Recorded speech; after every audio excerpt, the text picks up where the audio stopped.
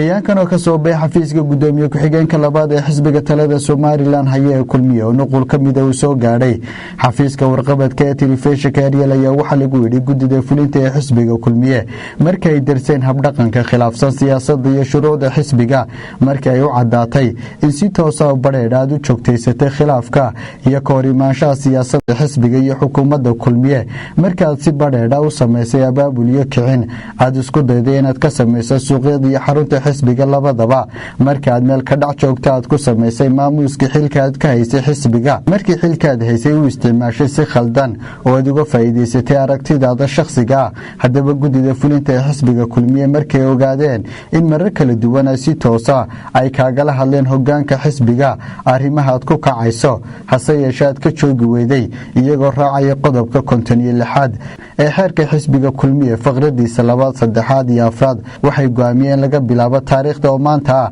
29 bishii 9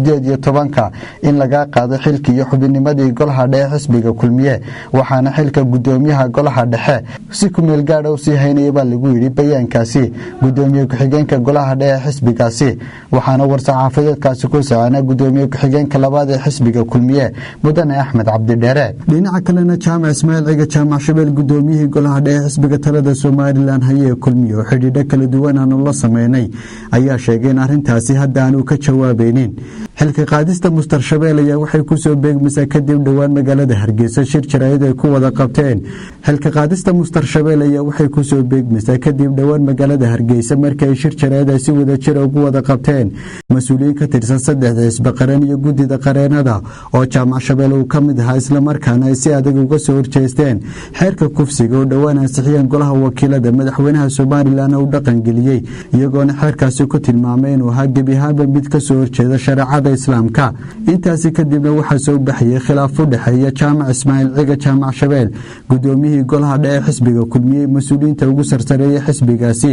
iyadoona marar kala duwan oo Jaamac Shabeel warbaahinta la hadlay laga dheehanay hadaladiisa khilaafkaasi